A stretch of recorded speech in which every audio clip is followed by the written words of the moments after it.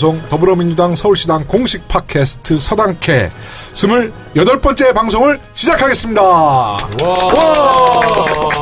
예, 안녕하세요. 저는 서당캐 진행자 김영호입니다. 그동안 국정감사 관계로 한 40여일 동안 휴식기를 가졌는데요. 오늘에서야 돌아왔습니다. 국정감사 대국민 브리핑 이제 1부를 시작하도록 하겠습니다. 복귀 첫 방송 저와 함께 오늘 방송을 이끌어 주실 진행자 라고 얘기하면 주로 이재정 의원님을 떠오르겠지만 이재정 의원님이 호시탐탐 저의 자리를 노리기 때문에 우리 제작진에서 잘랐습니다. 오늘 우리 더불어민주당의 천재소녀 박경미 의원님 모셨습니다. 안녕하세요. 네, 천재 아줌마 박경미입니다. 천재소녀 같아요. 예, 얼굴은. 반갑습니다. 예. 네, 오랜만에 인사드립니다. 예, 우리 복귀 첫 방송 함께 해주셔서 감사하고요. 초선으로서 이제 국정감사가 두 번째인데요. 첫 번째 국감과는 어떤 차이가 있었나요? 네, 작년 국감은 정말 얼떨결에 치렀는데 아시다시피 제가 이제 교문이다 보니까 네. 가장 핫한데 최순실 게이트의 네. 예, 진원지였죠. 네. 가장 핫한 그런 상임위에서 이제 하도 트레이닝을 강하게 받다 보니까 올해는 너무 자극이 없는 좀 밋밋한 뭐 그렇긴 했는데요. 여당 됐으니까. 예, 여당 됐기도 했고요.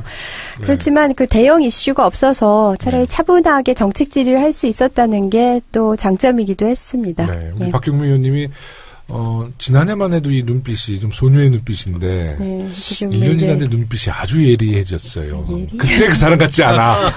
네, 네. 관찰력이 아주 뛰어나세요. 네, 또 오늘 국감 얘기에 사실 우리 당의 에이스 의원님들만 모셨거든요. 예. 특별 초대 손님 두 분을 모셨어요. 먼저 소개해드릴 분은 국회에서 가장 먼 거리의 지역구를 가지고 계신 분입니다. 제주도에서 풀뿌리 민주주의를 실현하면서 20대 총선을 통해 중앙 정치 무대까지 오르신 제주 서귀포의 핸섬보이 위성곤 의원님 모셨습니다. 안녕하세요. 예, 안녕하세요. 반갑습니다. 인사는 그래도 제주도 말로 한번 해주시죠. 네. 잘 못해요? 갑자기. 이거 너무 서울 사람 된 거 아니야? 서울에 하도 지내서 제주도 말을 까먹어버렸네. 지난번에 네. 우리 우선 세미나 있어서 제주도 갔을 때 식당을 한번 같이 갔더니 제주도 현지에서 다 제주도 말로 하시더라고 의원님이. 네. 아니 갑자기 생각 안 나면 하지 마. 일단 나중에 생각날 때 해주시고요.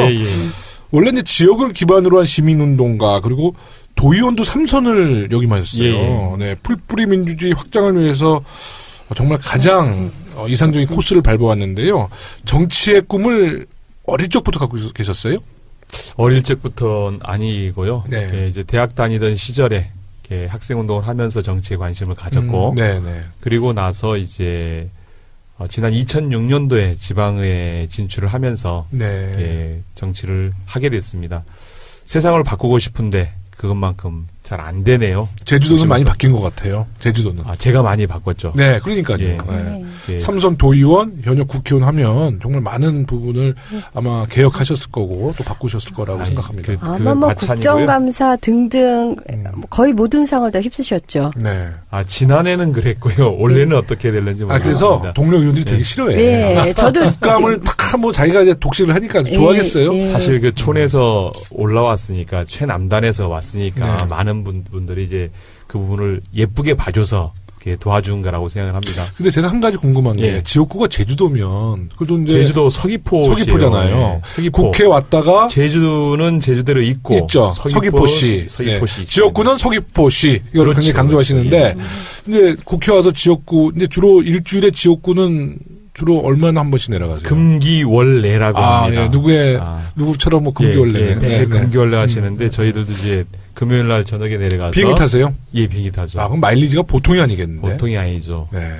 그 마일리지 싸가지고 하와이 갔다 오시고 막 그러는 거 아니에요? 앞으로 고민해봐야죠. 예. 그 얘기는 좀 나중에 하고요. 이제 진짜 또 우리 두 번째 특별 손님, 아마 지금 다 초선 의원님이시지만 이제 우리 이 특별 게스트 이분께서는 재선 의원님이신데 약간 이 스타일은 약간 중진 의원님 같으세요. 네. 당 대표의 포스? 이거 당 수석 대변인도 하셨고, 인천시장으로 좀 인천 기반을 그냥 딱 확보하고 계시고요. 현재 우리 당의 민생 상황 실장을 맡아 민생 지킴이로 활약하고 계신 인천 남동 을의 윤관석 의원님 나오셨습니다. 예, 안녕하세요, 여러분. 인천의 윤관석 의원입니다. 반갑습니다. 목소리가 당대표야. 네. 네, 우리 초선과 다르잖아요. 예. 네, 배고파서 일부러 크게 해봤습니다.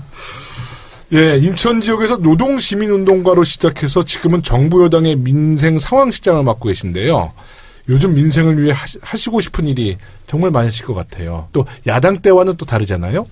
예, 그렇습니다. 우리 사회자가 아까 두 번째 국감이 어떻게 바뀌었냐 20대 국감이 역할 게임 체인지가 좀 된 거죠. 그래서 그 야당의 역할에서 여당의 역할로 왔는데 물론 지난 시기에 박근혜 정부 한 것도 적폐도 있고 하기 때문에 아직 섞여 있습니다만은 그동안에 민생이 너무나도 무관심하게 그렇죠. 소외돼 버렸기 때문에 지금 저희가 새로운 정부가 출범하면서 여당 의원으로서 민생을 챙겨야 할 게 정말 많을 것 같습니다. 네. 그래서 대통령께서도 문재인 대통령이 상황실에 100일 일자리 상황실을 만들었지 않습니까? 네. 그래서 저희 당에서도 집권 여당이니까 원내에서 28명의 의원들이 참여를 해서 민생 100일 상황실을 만들어서 운영을 했어요. 그래서 우리가 몸이 아픈 곳이 있으면은 그곳이 막 온몸의 중심인 것처럼 되지 않습니까? 이빨이 네. 아프면 하루 종일 이빨이 중심인 것 같고 발가락이 곪으면 발가락만 아프듯이 우리 민생이 아픈 곳이 국정과 의정의 중심이다 이런 네. 저희가 슬로건을 가지고 민생 현장 곳곳을 같은 의원들하고 여러 군데 다녀봤는데 정말 이번 정부에서 민생을 여러 가지 경제, 주택, 문화, 교육 모든 곳에서 많이 좀 해결해야겠다 이런 각오를 다지게 됐습니다. 네. 오늘은 백팩 안 메고 오셨어요? 그 상징. 백팩은 메고 오다가 차에다 두고 왔네요. 깜빡하고. 저는 국회에 놔두고 왔는데 역시 선배님 다르십니다. 역시. 근데 저희가 이제 초선 의원님들은 저희가 그런 요청을 안 하는데 네. 이 당 대표의 포스 이런 네. 우리 민생 상황 실장님을 맡고 계시니까 특종 하나 좀 우리 청취자들에게 선물 하나 주셔야 될 거예요. 특종. 내년 지방선거 인천시장 나온다 안 나온다. 여기서 오늘 폭탄 선언 한번 하시죠. 박남춘 의원님한테 좀 죄송하네. 같은 상임인데. 아니 우리 사회자가 자꾸만 당대표 네. 포스라 그러니까 내년에 전당대회에 준비하시는 분들이 상당히 긴장하는 소리가 그러실 것 같아요. 사방에서 네. 들리고 네. 제 SNS에 그 참모들께서 정말이냐 그러지 말고 인천으로 가라 이렇게 지금 막 들어오고 있습니다 문자가. 네. 네. 인천에 이제 저희가 지난 선거에서 네. 안타깝게도 민주당이 지방정부를 처음 잡았다가 네. 14년 선거에서 뺏겼습니다. 1.8% 차이로. 야. 그래서 친박의 복심, 친박의 실세라고 스스로가 주장했던 유정복 시장이 네. 지금 인천시장 하고 있다 보니까 저희 당에서 이번에 반드시 네. 지방선거 내년에서 시장을 꼭 탈환해야겠다.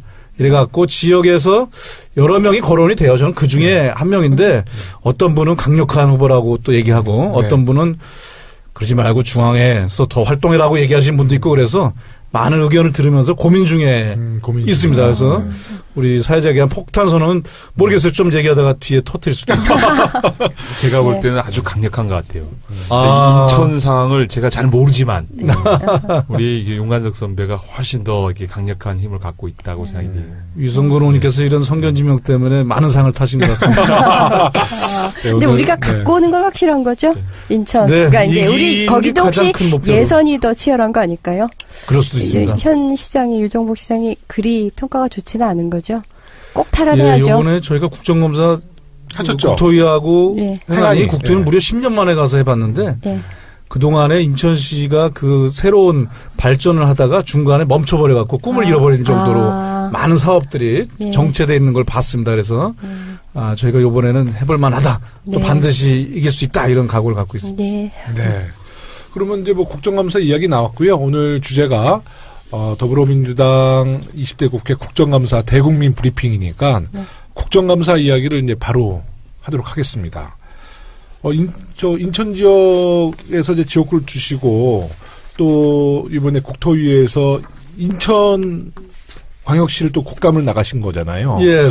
야, 그러면 다른 의원님들보다는 훨씬 많은 정보와 또 지역 현황에 대해서 잘 파악하고 나가셨으니까 완전히 국정감사 분위기가 우리 의원님과 유정복 시장은 창과 방패 그렇게 봐도 되겠습니다. 예, 저희가 창을 저만이 아니라 우리 같은 상임위 의원들하고 좀 나눠서 했는데 몇 번 쓰니까 방패가 바로 뚫리더라고요. 그러니까 그동안 칼이 좋은 거예요? 방패가 좀 부실했던 거예요? 네, 저도 방패가 부실했고요. 저희가 또 창을 집중해서 활용을 잘했습니다. 총을 들고 간 건 아니고요. 아닙니다. 그 정도는 아니었습니다. 그래서 얼마나 세게 하셨는지 유종복 시장이 국감 끝나자마자 이제 국토위하고 저희 행안위하고 그 다음날 기자회견을 자청해가지고 기자들을 불러가지고 국정감사에서 거론됐던 모든 이야기에 대해서 하나하나 반박을 하는 거예요.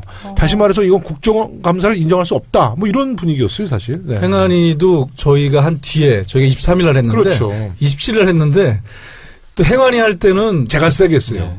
그 우리 김용원이 세게 한 데다가 또 자유한국당이 그때 마침 공교롭게도 보이콧을 한 날이었어요. 너무 좋았어. 전혀 수비가 없는 무방비 상태에서 막 그냥 창을 가지고 진군하셔갖고 골키퍼가 없는 그렇습니다. 골 열심히 남으신 더욱더 아마 좀 아팠을 거라고 생각을 합니다.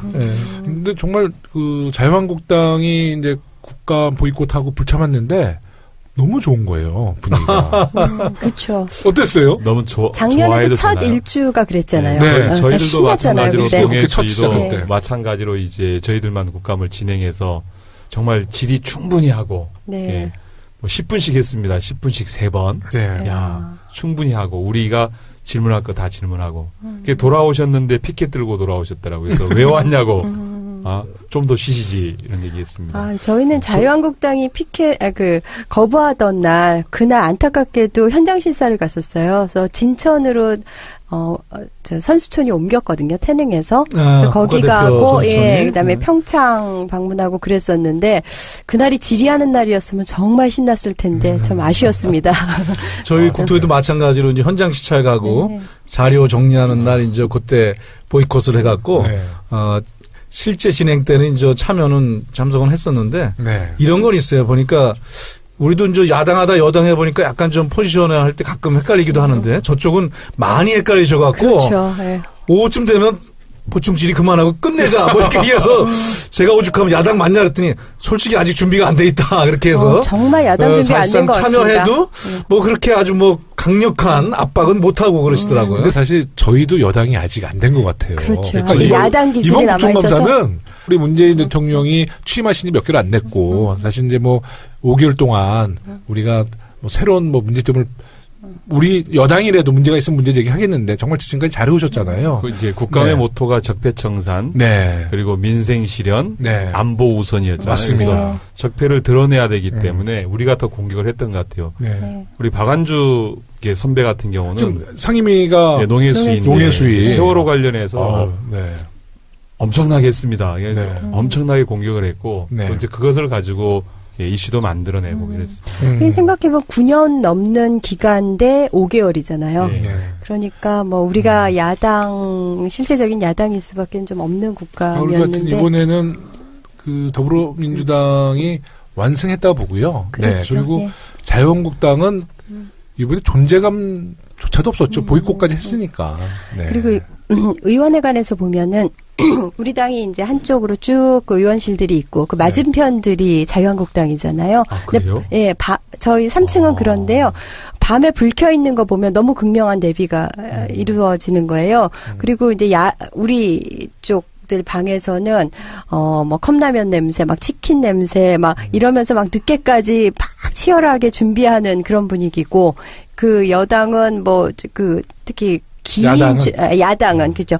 긴 그 추석 연휴 동안 와 보면은 그 앞에 막 서류들 쌓여 있고 USB 담긴 봉투들, 그러니까 부처에서 갖고 온 것도 쭉 쌓여 있고 저 인간들은 도대체 뭐 하고 있나 뭐 이런 생각이 들었고요. 저희는 그 종합 감사할 때 밤 9시 반인데 저희 12명이거든요. 교문이 더불어민주당 여당이 12명 쫙 앉아 있고 자유한국당 11명 중에서 2명 앉아 있고 그래서 저희가 그 증거 사진을 찍어 가지고 SNS로 광범위하게 돌렸죠. 잘하셨습니다. 12대 2. 일단은 이제 윤관석 의원님에게 좀 집중 이제 질문을 좀 하겠습니다. 우리 국토위에 대한 이야기인데요. 이제 국토위의 가장 큰 이슈가 주택 문제일 텐데요.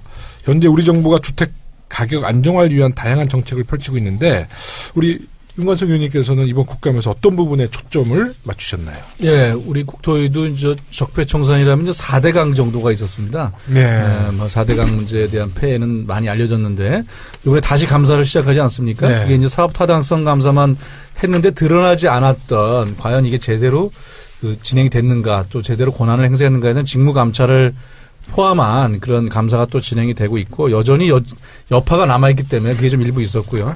제가 주력했던 것은 이제 파리 부동산 대책 잘 아시지 않습니까? 일부에서 집값이 막 들썩들썩 올라가고 했기 때문에 이게 이제 가계부채도 지금 1,400조 달하고 연동됐을 때 큰 나중에 문제가 발생할 수 있어서 정부에서 파리 부동산 대책을 김현민 우리 국토부 장관이 들어가서 발표하지 않았습니까? 그래서 이 부분이 이제 얼마나 적절한지 또 평가는 어떤지 보완책은 없는 것인지 또 실제 어떠한 내용으로 우리 주택의 실수요자인 사회 취약층이라든지 청년층이라든지 뭐 이런 분들에게 도움을 주고 있는 것인지 이런 것들에 대한 질의를 많이 집중적으로 했습니다. 네.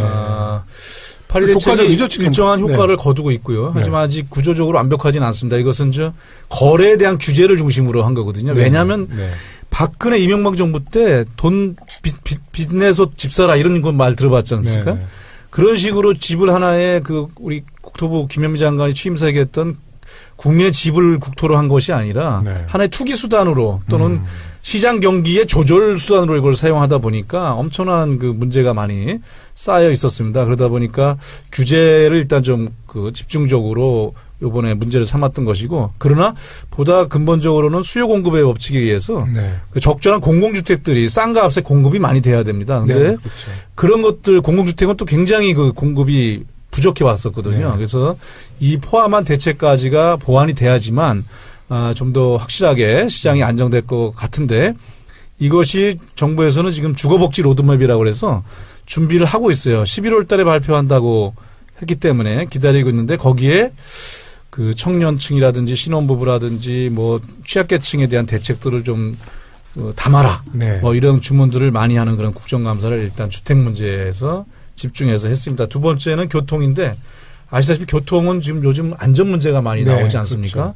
SOC 그동안은 많이 확충하는 데 중심을 뒀다면은 꼭 필요한데도 계속 앞으로 SOC를 갖다가 사업을 진행하되 요새 뭐 고속도로에서도 사고도 크게 나고 철도 사고도 나고 하기 때문에 그런 안전 문제. 그다음에 또 철도는 공공성 확보가 많이 훼손됐었거든요. 철도 노조원들도 많이 해고도 됐었고 또 코레일이나 자회사 만들고 막 이렇게 민영화한다 그래갖고 SR 문제 이런 부분들에 대해서 철도 정책의 적폐 정책이다. 그러니까 잘못된 부분들을 이번에 좀 총체적으로 바로잡는 게 필요하겠다 이런 말씀을 드렸고요. 마지막으로는 도시재생. 이번에 50조에 걸쳐서 도시재생 한다 그래서 적절한 규모 옛날처럼 대규모 개발한 다음에 사는 사람들 다 쫓겨나고 젠트리피케이션 같은 거 생겨버리고 이런 게 아니라 규모가 적정하면서도 살던 분들이 거기서 계속 지속적으로 주거를 해나갈 수 있는 그런 도시재생의 새로운 창조적인 모델들이 많이 나와야 되는데 우리가 국회의원이 121명인데 100대 국정과제를 다 나누지 않았습니까? 그렇잖아요, 의원님들. 다 나눴죠. 여기 박경미 의원님, 유성근 의원님, 김영훈 다 나누셨지 않습니까? 국토위에는 국정과제가 7개가 있어요. 4개는 단독과제고 3개가 중복과제인데 그중에 단독과제 중에 하나로 제가 도시재생을 담당한 의원이어서 도시재생이 정말 적절하게 그다음에 현실에 맞게 이게 또 지자체랑 대형 투자를 받아가면서 해야 되는 사업이라 굉장히 좀 사실 생각보다는 어렵습니다. 그런데 문재인 대통령도 굉장히 중점을 두시대요. 그렇죠. 도시재생에. 공약을 아주 신뢰 있게 하셨던 부분이기 때문에 이 부분도 있습니다. 마지막으로 쟁점은 자유한국당 의원들이나 야당들은 계속 SOC 투자가 줄어들었다. 뭐 언론에 많이 나왔죠. 안철수 대표도 계속 호남 가서 그 얘기했잖아요. 그랬고 호남이 뭐 SOC에 소외됐던데 저희가 다 수치를 봤어요. 그랬더니 그런 건 아니고 기본 액수에서는 줄었지만 4대강 같은 거 안 하니까 줄어드는 거 아니에요? 일단 예산 착시 현상이 있습니다. 예를 들면 평창 올림픽이 끝나기 때문에 그때 이미 17년도까지 투자했던 부분들이 이제 18년도에는 안 잡히다 보니까 많이 줄은 것처럼 느껴지는 게 하나 있고 두 번째는 무리한 SOC에 예산을 투입하다 보니까 영남권 중심, 특히 TK 중심으로 해서 사용을 못하고 불용된 게 1조 5천억이나 가까이가 되는 겁니다. 그래서 그런 부분들을 다시 살려나가면서 만들고 또 기금에서 만들고 또 앞으로도 또 새로운 도로나 이런 걸 만든다 보면은 조정기를 거쳐서 SOC 투자도 확대된다 이런 논리를 가지고 또 이런 근거를 가지고 많은 이제 논쟁을 하면서 네. 정부가 이제는 뭐 SOC를 위한 SOC가 아니라 정말 그 사람 중심의 SOC, 그다음 네. 사회의 지속성을 가져오는 SOC 이런 것들을 예산을 적절히 투자할 수 있게 이렇게 우리 동료 의원들과 함께 국감을 치렀습니다. 근데 국토위 의원님, 죄송합니다. 국토위 의원님 말씀을 좀 들어보니까 네. 그 이명박 전 대통령의 이제 무상급식, 그러니까 이명박 전 대통령이 이제 무상급식을 먹게 된대요. 네. 무슨 뜻인지 아시죠? 근데 예. 그 이명박 대통령의 무상급식은 이제 윤관석 의원님의 손에 달렸다. 이제 이런 얘기를 하는데 이명박 정부에서 강행했던 경인운하 사업의 실태에 대해서 꼼꼼하게 이제 들여다보셨다는데. 예, 경인운하 또 제가 인천 의원이고 네. 서구 쪽을 중심으로 하긴 했지만 네. 그 경인운하가 이제 거의 뭐 한 3조 가까이 들어간 돈이고 당시에는 뭐 굉장히 장밋빛으로 뭐 요트도 타고 해서 관광과 물류 수송에 두 가지를 잡을 수 있는 뭐 두 마리의 황금 토끼를 잡는다 이렇게까지 얘기를 했던 것이지만 사실상 방수로로 인해서 이제 약간 상습 칭수를 예방한 거 외에 가보시면 알지만 뭐 거의 배가 안 다니고요. 그러니까 아라뱃길 있는데. 아라뱃길, 경인 아라뱃길. 배가 안 다니면 뭐가 다녀요? 물류는 거의 뭐 저희가 뭐 얘기하기 어려울 정도의 미미한 수준이고 관광도 처음에 조금 이제 사람들이 호기심에 다니다가 지금 거의 관광이 안 되는 게 저도 직접 타봤는데 특별히 볼만하게 찾아올 만한 게 사실 많지가 않습니다. 뭐 주변에 자전거길 같은 거 몰라도. 자전거길은 좋대요. 네, 자전거길 같은 거는 저 원래 부수적인 사이드 메뉴 같은 거. 자전거길을 3조에 한 거야 이명박은. 글쎄요. 사이드 메뉴 같은 건데 어마어마해요. 본말이 바뀌어서 꼬리와 몸통이 바뀐 형태가 됐는데 그리고 이걸 갖다 환수할 방법이 없는 거예요 지금 현재 상태에서. 수공이 그걸로 엄청난 부채가 많이 발생을 했죠.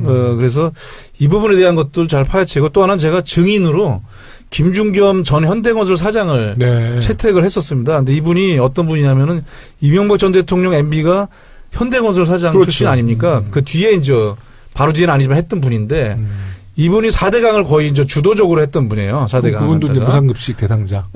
글쎄 뭐 그것까지 제가 단언할 수는 없습니다만은 요번에 그렇게 안 나오려고 증인을 갖다 결국은 채택이 됐는데 연락 끊어버리고 잠적해버렸어요. 그래서 국회법으로 뭐. 그래서 국회법으로 제가 당연히 이제 그 고발을 해달라고 요청을 해서 이제 간사간 협의를 거쳐야 되는데 이분이 4대강 주도하고 그 뒤에 MB정부에 어디로 갔냐면은 한전사장으로 갔습니다. 한전사장. 그러니까 영전을 뭐 계속 거듭했던 거죠. 그래서 뭐 다른 분들 통해서 꼭 나가야 되냐 제발 좀 해서 내가 살살 물어보겠다 좀 나오셔라 했는데 회의책에도 그냥 아랑없이 안 나버렸어요. 그래갖고 이제 MB 쪽이 굉장히 머리가 그렇습니까? 명확하지. 그래서 그 부분 다루면 아마도 조금 더 4대강의 근본적인 문제가 MB까지 연결된 게 나오지 않을까. 박근혜 정부랑 MB 정부는 이제 두뇌의 문제 같아요. 박근혜 정부는 조금 뭐 우리 팟캐스트는 이제 용기 있는 고품격 방송이라서 더 이상 얘기는 안 하겠습니다. 아까 무상급식 얘기하셔서 우리 다 3명 다 눈이 동그래졌거든요. 예? 근데 이제 재치 있는 비유였어요. 저희 당 모 의원님께서 계속 이명박 대통령 무상급식 얘기를 계속 줄기차게 하는 분이 계세요. 윤관석 의원님이 경신년으로부터도 2017년도 국정감사 우수국회의원으로 선정되셨다는데 후배들 좀 챙겨주세요. 글쎄요. 예. 재선 의원이시면 이런 건 제가 좀. 이거 사실 평가하는지도 몰랐고요. 진정한 평가예요. 근데 이 경실련은 매년 하진 않고 제가 기억하기 19대 한 번 했고 20대 한 번 했어요. 19대 때도 한 번 했습니다. 13년도인가 그때도 제가 탔는데 이거는 제가 뭐 거기에 맞춤형으로 한 건 아니고 원래 윤관석 의원님이 굉장히 겸손하신데 아마 이렇게 막 스스로 하는 거 보니까 인천시장 나오실 것 같아요. 그렇죠. 오늘 약간 달라졌어. 출석 열심히 해서 탄 게 아닌가 이렇게 생각하고 있습니다. 네. 자, 그럼 우리 농해수위에 대한 이야기 좀 나눠볼까요? 박경미 의원님은 농해수위 분야를 잘 아세요? 저도 사실은 잘은 모르죠. 네. 아니, 우리 요번에 농해수위가 가장 좀 관심이 주목됐던 것이 불개미 지난 있었고, 추석 연휴 당시에 국민들을 오싹하게 만든 부사당의 불개미. 잠입한 불개미. 잠입한. 그 방역에 대한 국민적 관심사가 굉장히 높았거든요. 네, 매우 높았죠. 네. 부산항에 이제 9월 28일에 이제 불개미가 혹시 날짜 되는데요. 입국 날짜까지 알고 있네요. 불개미들의 입국 날짜도. 입국은 그 전이고 입국해서 살고 있는 모습을 포착한 때가 그렇지. 9월 28일입니다.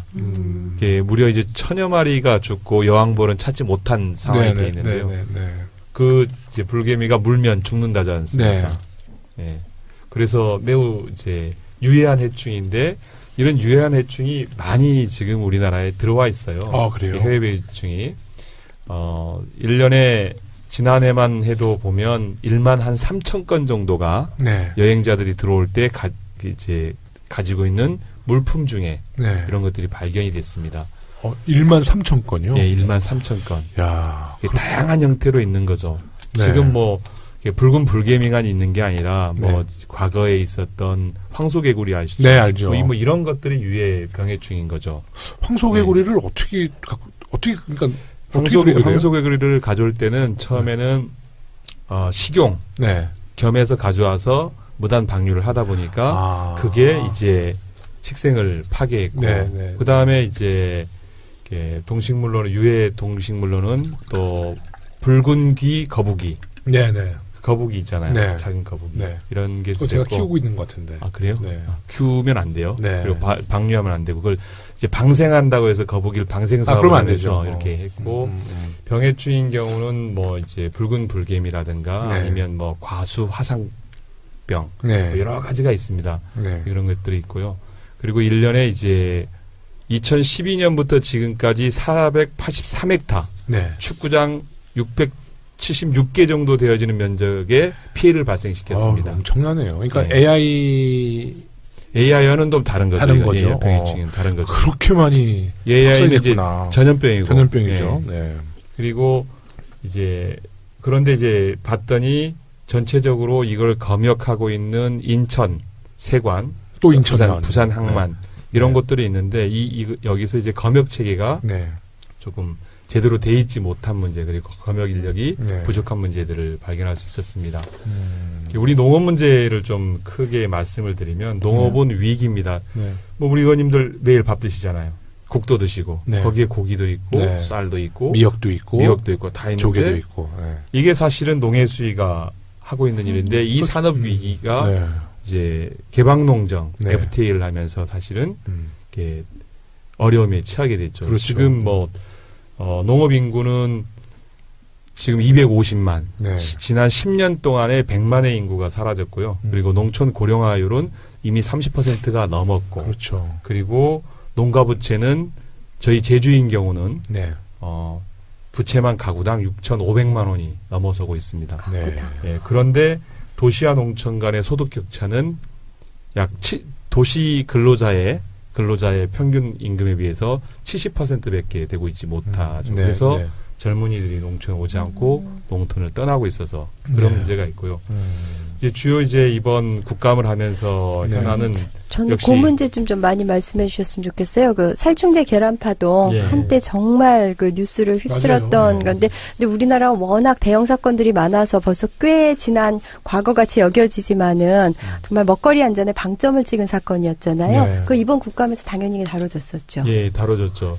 사실은 뭐 살충제 계란으로 뜨신 분은 이제 서울시당에 존경하는 기동민 의원이 제일 떴죠. 기동민이요. 기동민 의원께서 지난해 이렇게 식약처 국감에서 이 문제를 지적을 했습니다. 지적했었죠. 살충제의 이제 피프노론이라고 비펜트린에 대해서 지적을 했는데 식약처도 관리를 안 했고 농림부도 그것에 대해서 관심이 없었죠.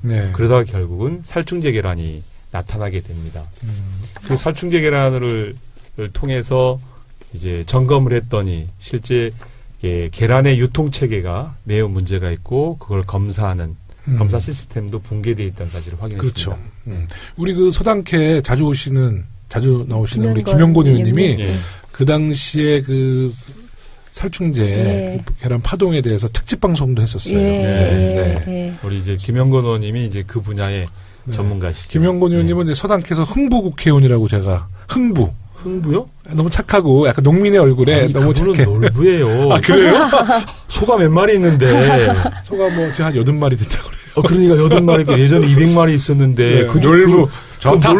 아니, 흥부가, 소가 그렇게 많은 사람이 맞아. 흥부가 돼도 그 생각 못했네. 얼굴은 흥부인데. 뭐 착한 사람이라고 하는 건 동의하지만 알겠습니다. 저는 흥부라는 데는 동의할 수 없습니다. 알겠습니다. 제가 이제 쌈 한번 붙이겠습니다.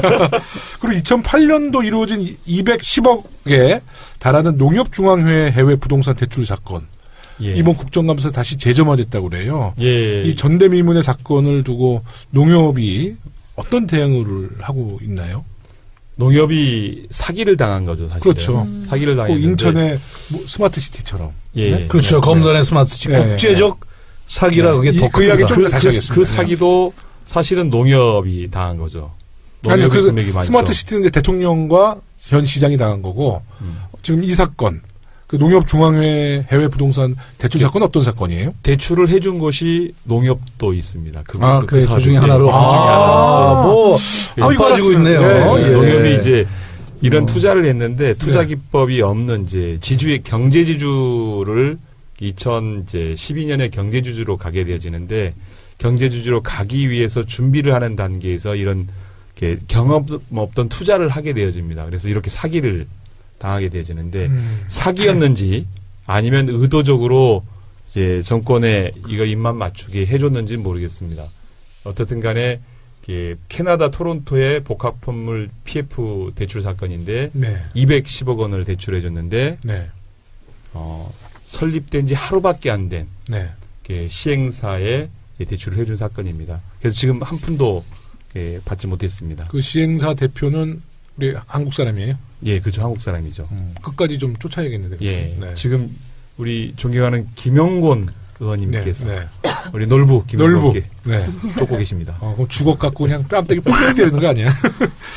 또 그 세월호 사고를 우리 농해수위에서 굉장히 집중적으로 이제 관심을 갖고 질의를 많이 하셨는데요.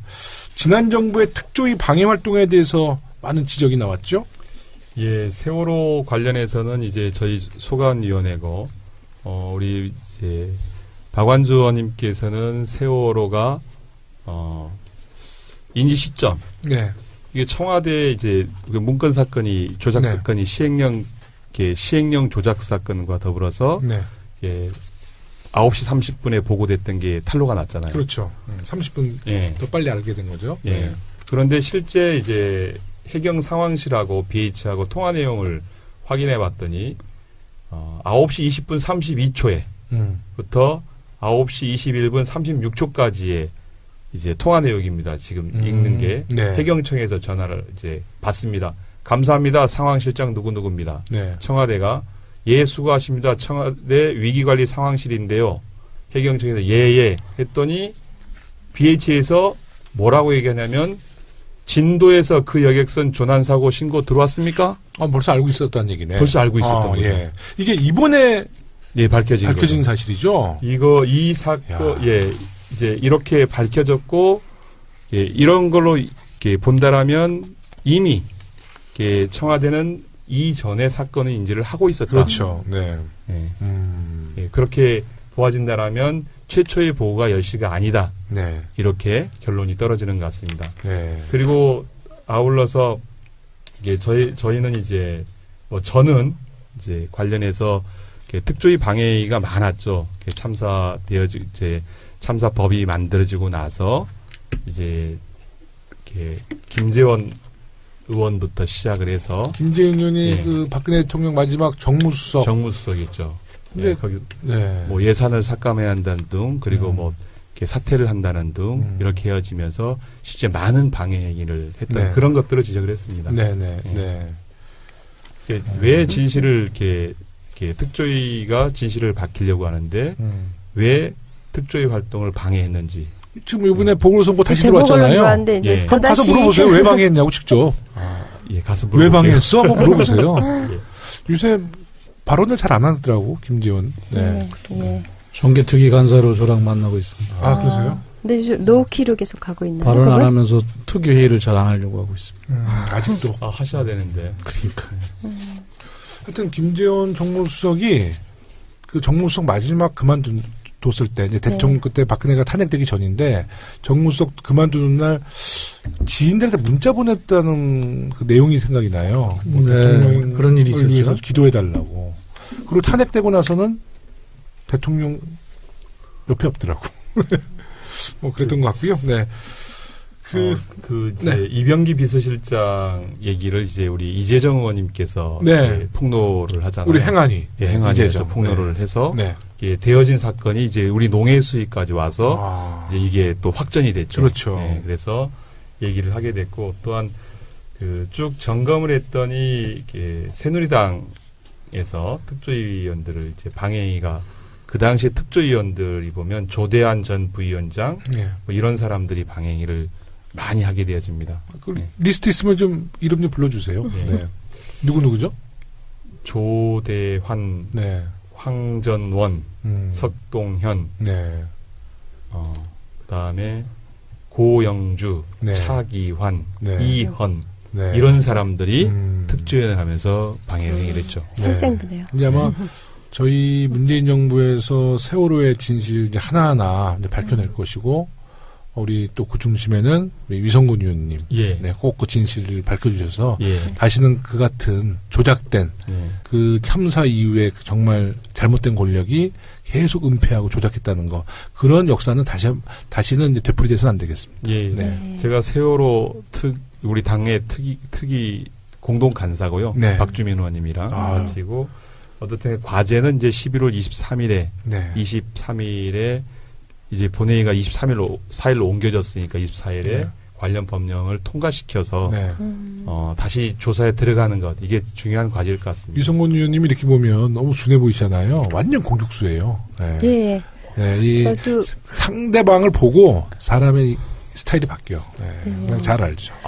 세월호 그 목포 신항에 같이 갔었는데요. 확실히 그 세월호 그 특위에서 일하셔서 정말 잘하시더라고요. 아주 날카롭게 질문을 던지셔서 저도 그때도 감동을 받았습니다. 앞으로 제가. 그러라 하시는 거죠? 열심히 공격수 해보겠습니다. 그리고 이번 농해 수위에서 이제 해경이 다시 부활해가지고 해경이 이제 변화해야 될 점에 대해서 많이 지적하셨는데요.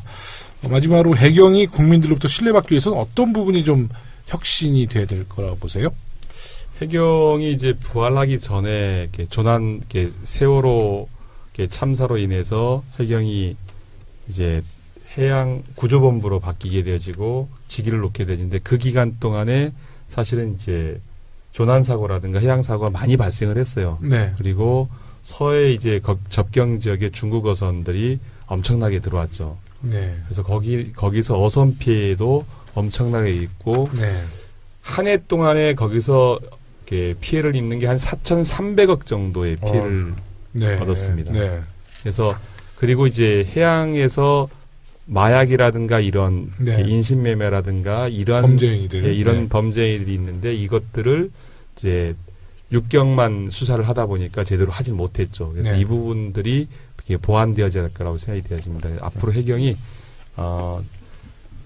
지금의 해난 구조라든가 그다음 해양 안전이라든가 범죄행위에 대해서 좀 더 적극적으로 일을 해야 되겠다, 이런 생각을 합니다. 네, 고맙습니다.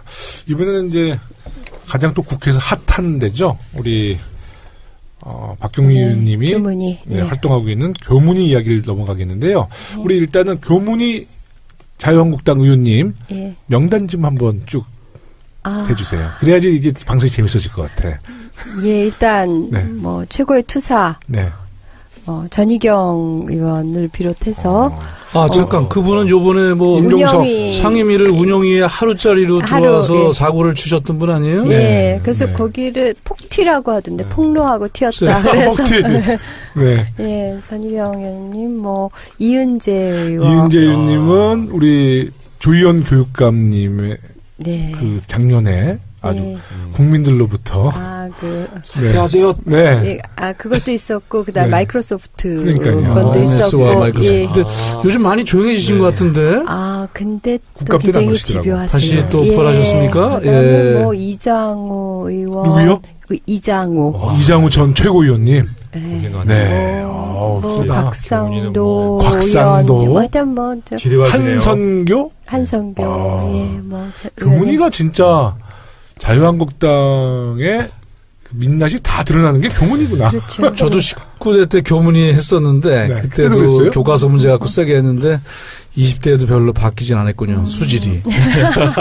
수질이 더 나빠진 것 같은데요. 사실 지난해 그 최순실 게이트의 시발점이 이제 교문위에서 시작이 됐고. 그렇죠. 예. 20대 국회 국정감사도 적폐 청산의 핵심인 그렇죠. 또 상임위가. 일단 교육부는 네. 국정역사교과서 진상조사위원회가 있고요. 네.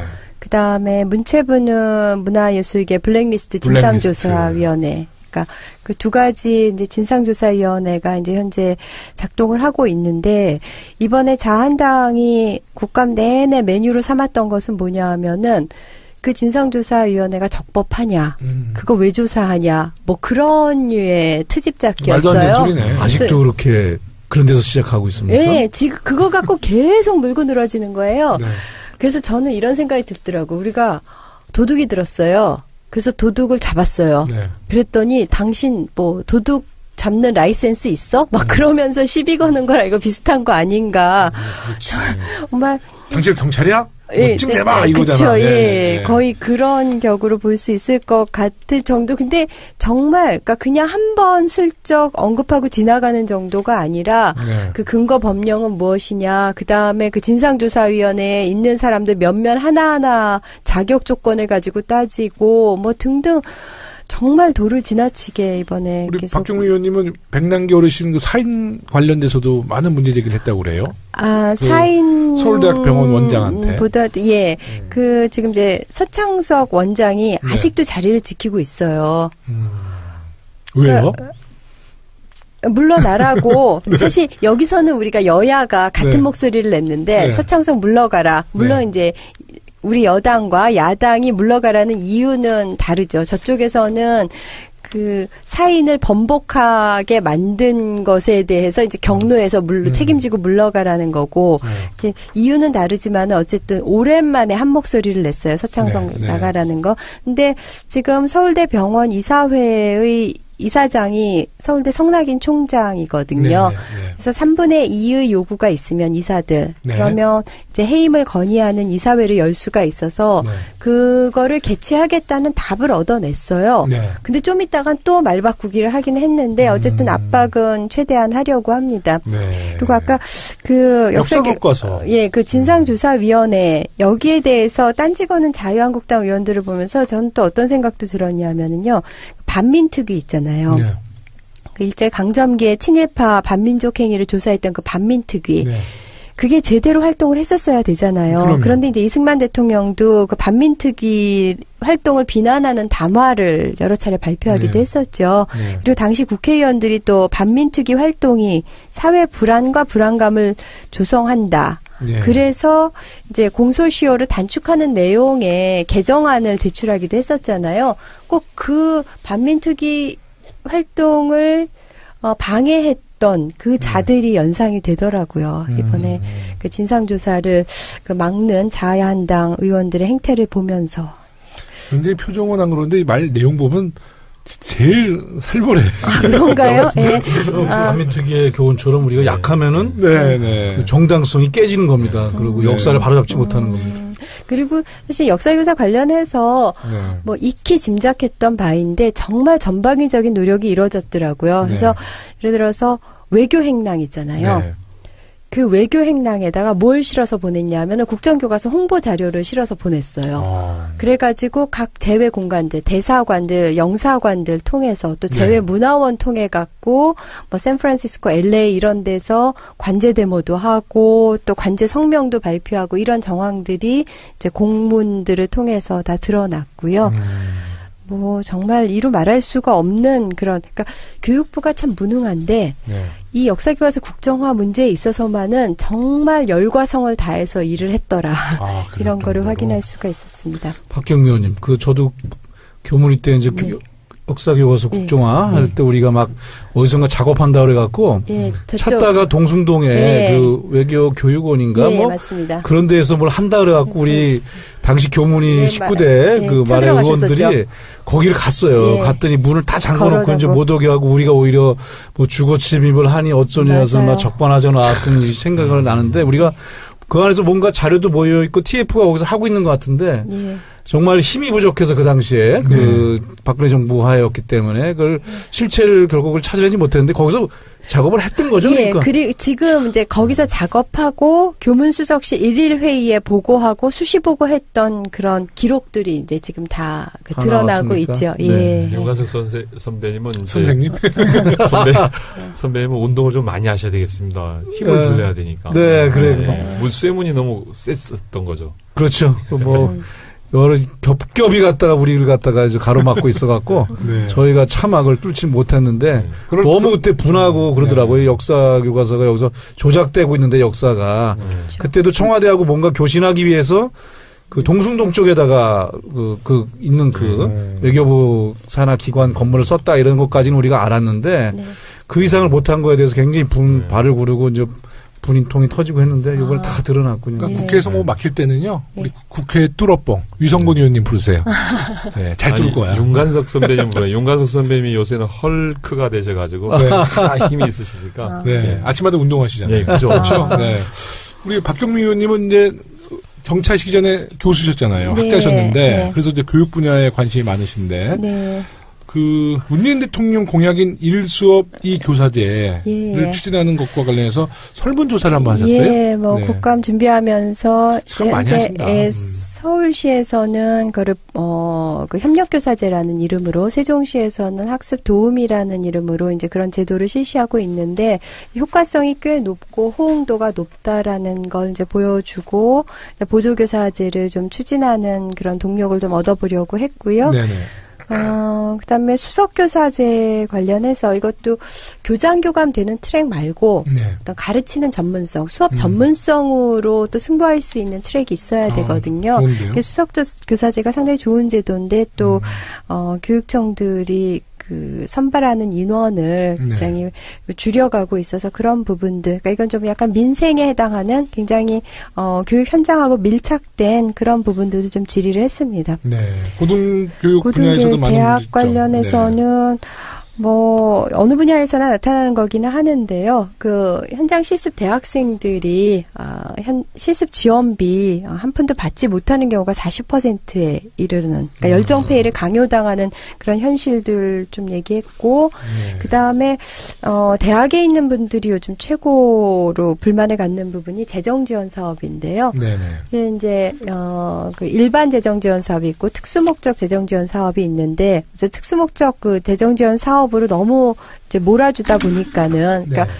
온기가 가는 데만 가고 또 냉골인 데는, 그러니까 지원 못 받는 대학들은 전혀 지원 못 받는 대학도 한 3분의 1쯤 되고 뭐 네. 이제 그런 집중 현상 같은 거, 그래서 그래도 균등하게 분배하는 일반 재정 지원 사업이 좀 늘어나야 된다는 그런 점들 지적을 했었습니다. 네, 하여튼 뭐 교육 분야만큼은 우리 더불어민주당에서 가장 전문가이신 것 같아요.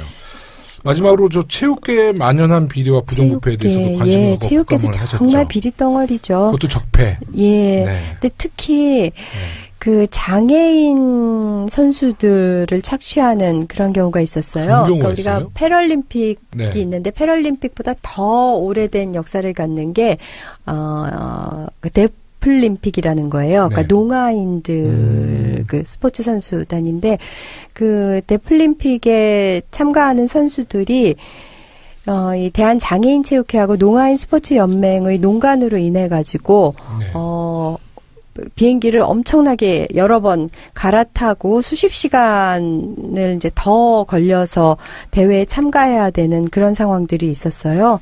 그리고 그 일비도 지급하지 못하고, 그래서 이제 그런 데플림픽의 어떤 비리랑 관련된 거 지적을 했었고, 또 태권도 협회가 그러니까 국기위원이죠. 국기위원에서 그 시범단은 정말 열정페이를 강요당하고 있는데, 거기 임원들은 몇 배씩 되는 일비를 받으면서 호화 출장을 다니는 그런 점들 좀 지적을 했습니다. 네.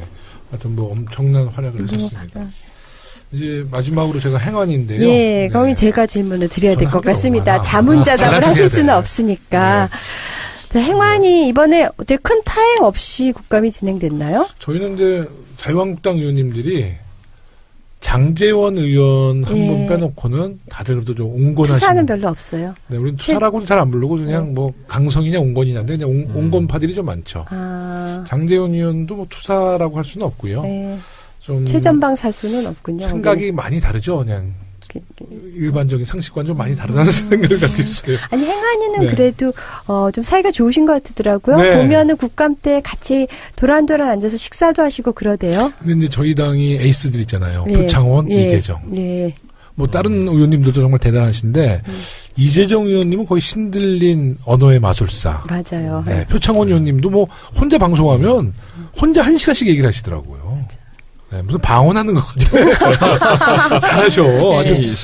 두 분들은 진짜 이 언어로는 이길 사람이 없어요. 그러니까 마이크를 잡으면 사람이 확 바뀌시는 분들이죠. 잘해요. 이재정 의원은 또 말만 잘하는 게 아니라 이렇게 사람들의 살갑게 좀 해서 잘하죠. 표창원, 이재정 의원님, 뭐 김용진, 뭐 박남춘 의원님, 소병훈 의원님. 기라성 같은 분들이 행안위에 우리는 이 축구로 따지면 남미 축구가 아니라 약간 독일 축구. 이 팀플레이. 세트 플레이. 저희도 팀플레이가 잘 돼요. 조직 축구입니다, 우리는. 전차 군단. 자, 그러면 뭐 이제 하나하나 여쭤보려고 하는데요. 그 새마을금고 중앙회장이요. 그분이 편법으로 연봉 인상을 통해서 고액의 연봉을 챙겨 먹었다고.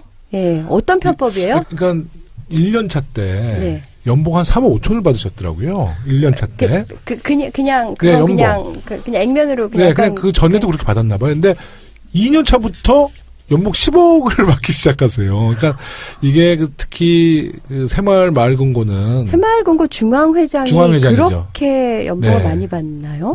그쪽이 생각보다 원래 좀 사각지대 비슷해갖고 많이 받는데 이 15억이요? 10억. 네. 아니 그냥도 처음 시작점도 3억 5천이라니까. 3억 5천인데 본인이 취임하고 나서 1년 후에 10억으로 그 연봉을 올려요. 아니 그러니까 어떤 규정을 바꿔서요? 그래서 이사회를 소집했는데 이사회를 소집했는데 자기 친인 거의 뭐 반대 안 하고 거의 거기 조직이 원래 그래요.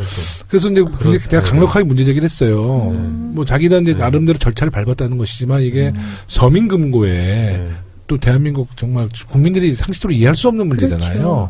그래서 제가 정말 광화문에서 그 말금고 중앙회 이사장님이 이 광화문에서 10억 받는다 그러면 돌 맞는다고 그랬어요, 제가.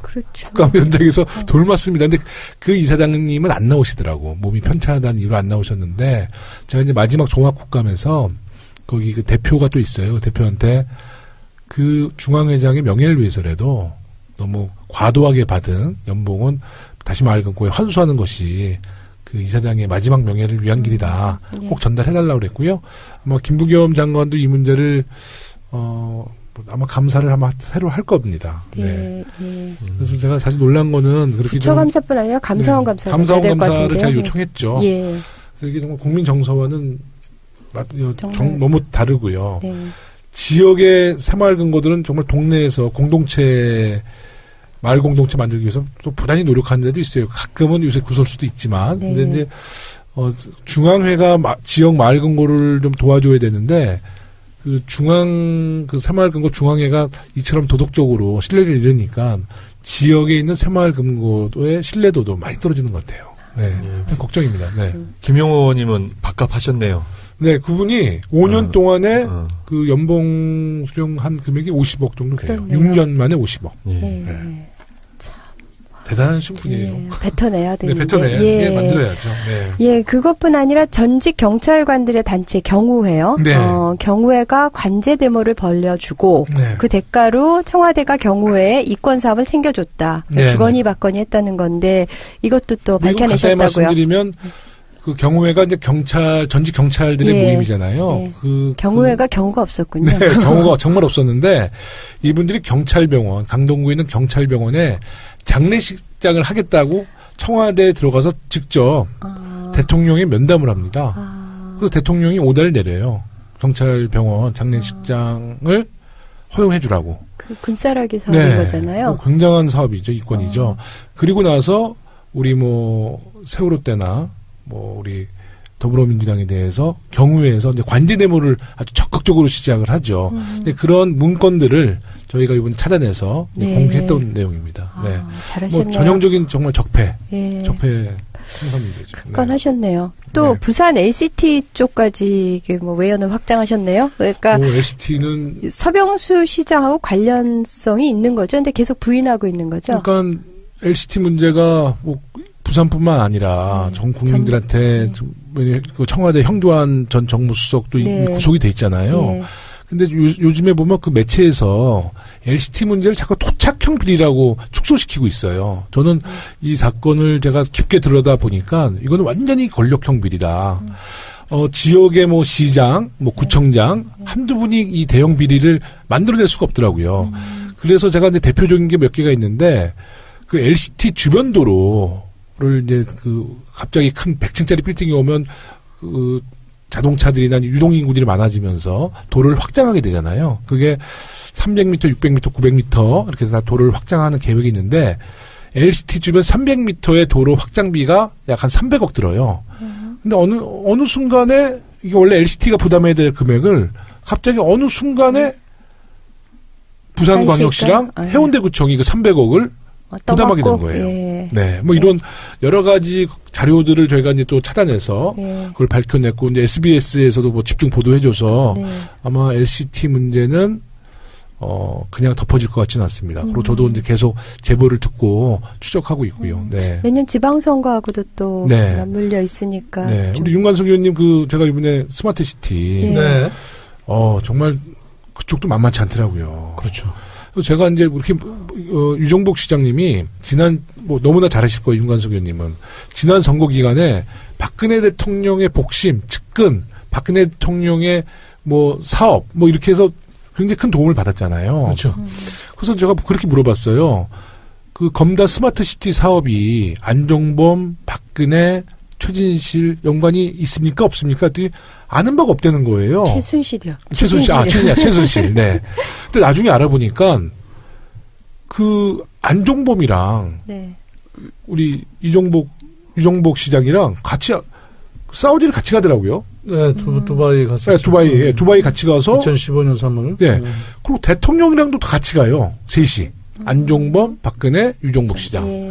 그리고 돌아올 때는 인천시에서 대통령이 아랍 순방에서 큰 선물을 받아왔다. 그게 이제 검다 스마트 시티를 말하는 거잖아요. 예, 그래서 뭐 4조짜리 그 투자 해외 자본 유치를 했다 이렇게 했는데 얼마나 다급하고 이제 대통령의 순방 실적으로 부풀려고 했는지 그거를 같이 동행했던 인천시의 뭐 경제청 관계자라든지 투자 담당자들도 아니고 대변인도 아니고 자기의 국내에 있던 6급짜리 비서관이 그걸 직접 브리핑을 합니다. 그걸 갖다가. 그래서 제가 왜 이 사람을 시켰냐. 같이 갔던 사람들이 하거나 그러면 되지. 그랬더니 뭐 급해서 그냥 다 외국에서 했다는데 저도 뭐 대변인 생활 많이 했지만 거기서 또 발표하면 다 되는 건데 그렇게 급하게 4조짜리 해외 자본 유치했다고 발표를 했지만 1년 만에 국제사기국으로 거의 드러나서. 팩기 들었어요, 지금. 예, 그래갖고 그 사업은 실패했고. 그 인천 시민의 혈세가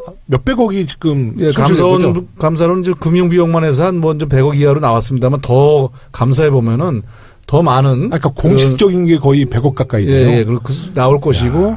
그 다음에 이제 그 기간 동안에 원래 도시공사에서 추진하던 검단 도시 개발이 중단됐었거든요. 사실상에서. 그것까지 한다면은 더 큰 손실이 왔고 더욱더 인천 시민들은 인천시가 앞장서서 국제 사기에 가깝게 이 사업이 실패한 것에 대해서 굉장한 상처를 받았는데 더 놀라운 것은 사과를 해도 사과를 잘 안 하더라고요. 그거에 대해서.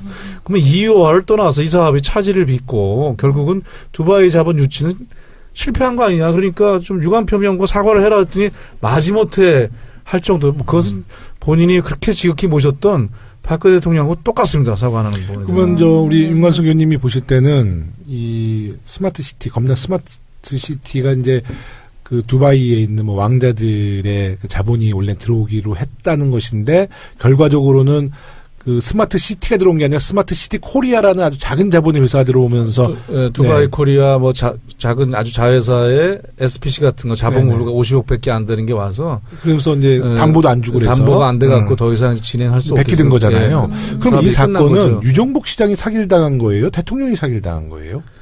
뭐 둘 다 관계 있다고 봅니다. 저희가 볼 때는 대통령 순방 때 그 실적 중에 하나로 발표가 됐던 것이고 그 이후에 좀 더 진지하게 협상만 해봤어도 그 얼마나 신뢰가 없는 그런 그 협상의 내용이었는 걸 알 수 있었을 텐데 불구하고 이미 발표해버리고 나서 그걸 그대로 밀고 가다가 1년 가까이 가서야 이제 두 손을 들고 시민들에게 손실을 끼친 그런.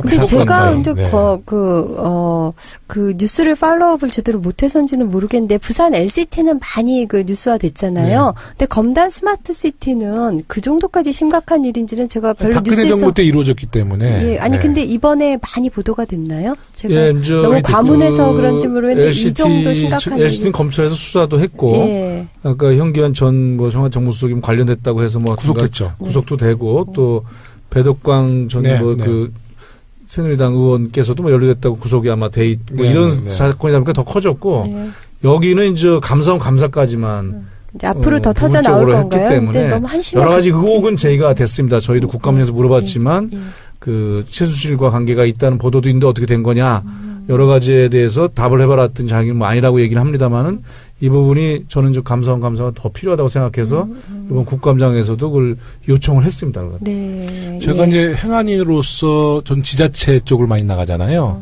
대구시에 대구광역시에 가서는 이제 권영진 그 대구시장 그 지역은 이제 하수 슬러지 처리라는 게 있는데 그 사업체 선정에 굉장히 많은 의혹이 있어서 얘기를 했고요. 뭐 부산은 서병수 시장의 LCT, 인천은 유정복 시장의 스마트 시티. 그래서 도시마다 돌아가면서 한 건씩 하셨군요. 정말 그 적폐라는 것이요. 특히 저희 지방정부 말고 자유한국당 지방정부는 너무나 많은 토 세력과 유착 관계가 있다는 것을 제가 정말 직감하고 왔어요. 정말 다 그쪽 광역단체장인 도시들이네요. 그러니까 하수 슬러지 처리 사업체 선정 문제는 권영진 시장은 절차를 밟았다. 그러니까 그 대구 광역시의 시의원들이 한 30분이 원래 반대를 하다가 마지막에 설득을 당해서 통과를 시켜주는데 구성을 보니까 26명이 자유한국당이에요. 2명이 바른정당이야. 1명이 그 조원진의 무슨 당이죠? 애국당이야. 더불어민주당 의원 하나 있어요. 그러니까 29명이 자유한국당이에요, 몸통이. 그러니까 시장이 딱 한마디 딱 하니까 설득돼서 통과시켜준 거죠. 아, 그러니까 부산, 대구, 인천 다 다음 지선에서 우리가 빨리 갖고 와야 돼요. 지방선거, 정말 지방분권, 우리 지방선거에서 압승해서 더 이상 이제 이런 토착 비리 없애야 될 것 같아요.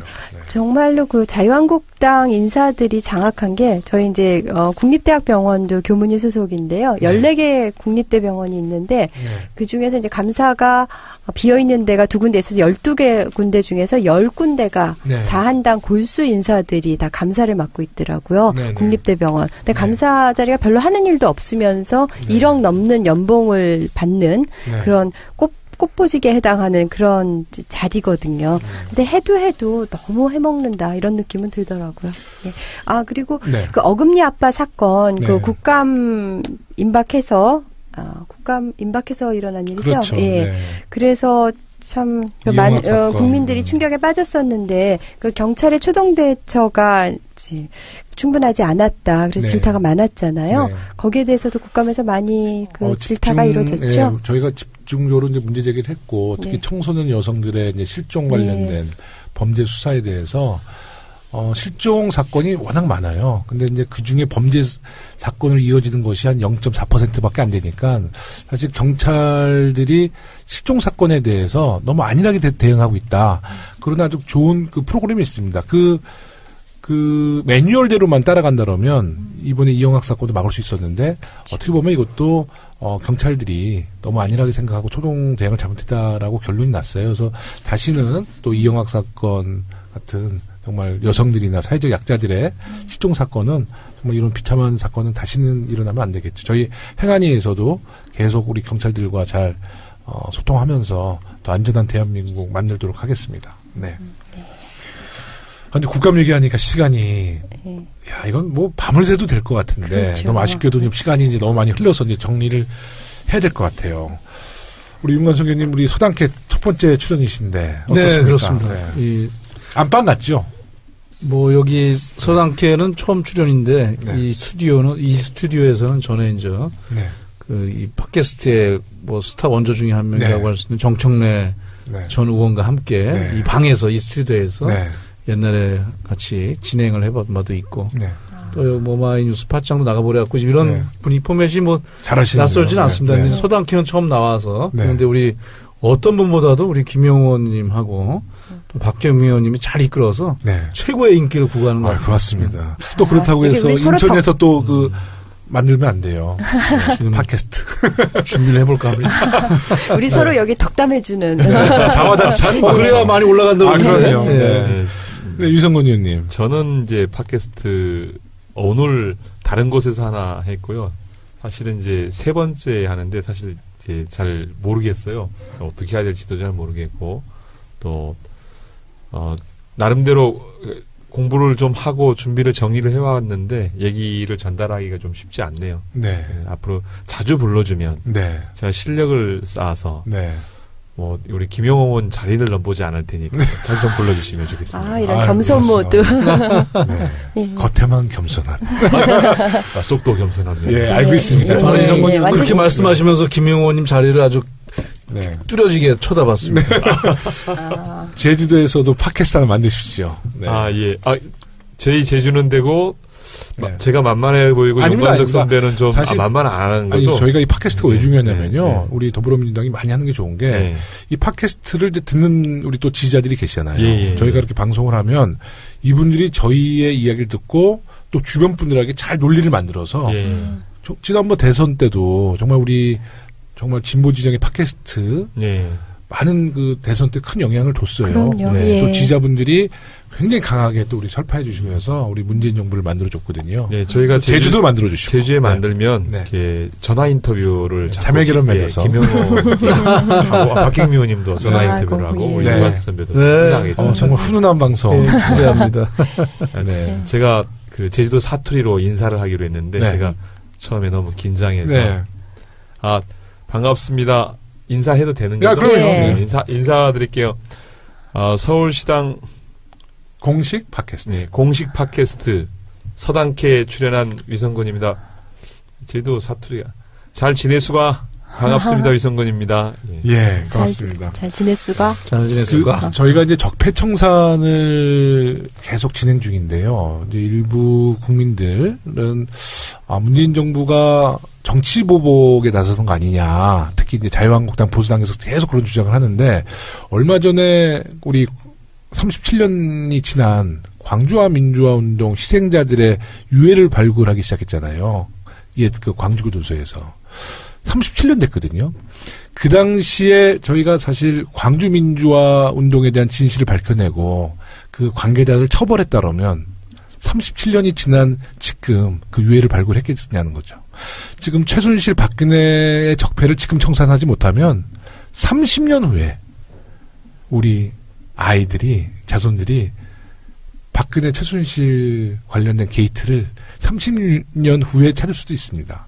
사실 우리 이승만 정권도 그때 친일 정권에 대한 단죄를 못했잖아요. 그래서 지금도 친일에 대한 사회적인 통합이 안 이루어진 것처럼 우리 국민들과 우리 지지층들께서는 정말 우리 문재인 정부의 적폐청산 어떤 감정이 실린 것이 아니라 역사를 위해서 또 우리 후대를 위해서 진행하는 점 잘 아실 테니까요. 계속 더불어민주당에 지지를 보내주시기 바라겠습니다.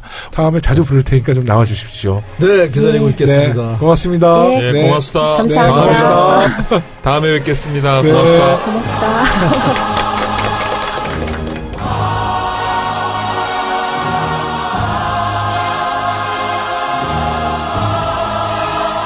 선거 다르잖아요. 네, 배고파서 일부러 크게 해봤습니다. 예, 인천 지역에서 노동시민운동가로 시작해서 지금은 정부 여당의 민생 상황실장을 맡고 계신데요.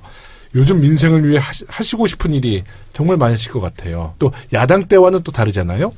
예, 그렇습니다. 우리 사회자가 아까 두 번째 국감이 어떻게 바뀌었냐 20대 국감이 이 역할 게임 체인지가 좀 된 거죠. 그래서 그 야당의 역할에서 여당의 역할로 왔는데 물론 지난 시기에 박근혜 정부 한 것도 적폐도 있고 하기 때문에 아직 섞여 있습니다만은 그동안에 민생이 너무나도 이제 무관심하게 그렇죠. 소외돼 버렸기 때문에 지금 저희가 새로운 정부가 출범하면서 여당 의원으로서 민생을 챙겨갈 게 정말 많을 것 같습니다. 그래서 대통령께서도 문재인 대통령이 상황실에 100일 일자리 상황실을 만들었지 않습니까? 그래서 저희 당에서도 여십권 여당이니까 원내에서 28명의 의원들이 참여를 해서 민생 100일 상황실을 만들어서 운영을 했어요. 그래서 우리가 몸이 아픈 곳이 있으면은 그곳이 막 온몸의 중심인 것처럼 되지 않습니까? 이빨이 아프면 뭐 하루 종일 이빨이 중심인 것 같고 발가락이 곪으면 발가락만 아프듯이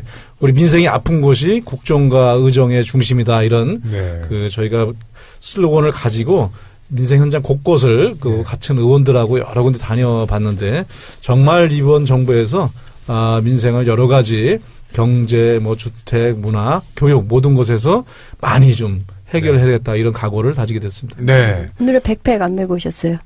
그 상징. 백팩은 메고 오다가 차에다 두고 왔네요. 깜빡하고. 저는 국회에 놔두고 왔는데 역시 선배님 다르십니다. 역시. 근데 저희가 이제 초선 의원님들은 뭐 저희가 그런 요청을 안 하는데 이 당 대표의 포스 이런 우리 민생 상황실장님을 맡고 계시니까 특종 하나 좀 우리 청취자들에게 선물 하나 주셔야 될 거예요. 특종. 내년 지방선거 인천시장 나온다 안 나온다. 여기서 오늘 폭탄 선언 한번 하시죠. 박남춘 의원님한테 좀 죄송하네. 같은 상임인데. 아니 우리 사회자가 자꾸만 당대표 포스라 그러니까 내년에 전당대회에 준비하시는 분들이 좀 상당히 긴장하는 소리가 그러실 것 같아요. 사방에서 들리고 제 SNS에 그 참모들께서 정말이냐 그러지 말고 인천으로 가라 뭐 이렇게 지금 막 들어오고 있습니다 문자가.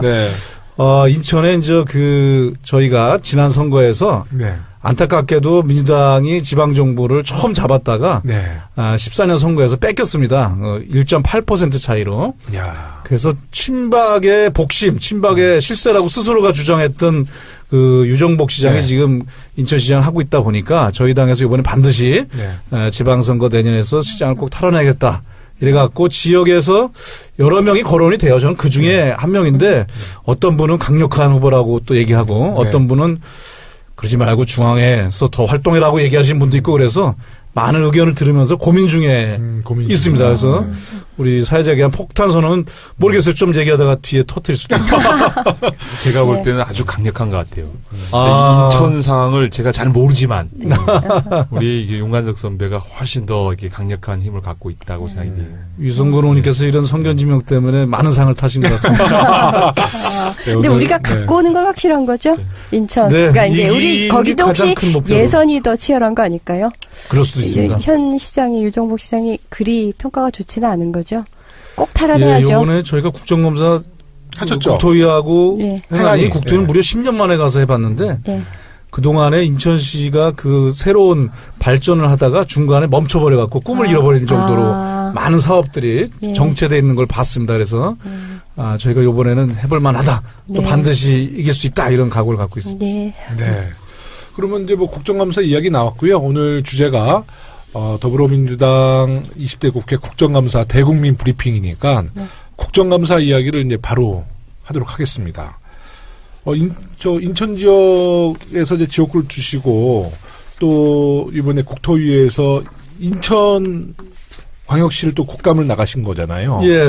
야, 그러면 다른 의원님들보다는 훨씬 많은 정보와 또 지역 현황에 대해서 잘 파악하고 나가셨으니까 완전히 국정감사 분위기가 우리 의원님과 유정복 시장은 창과 방패 뭐 그렇게 봐도 되겠습니다.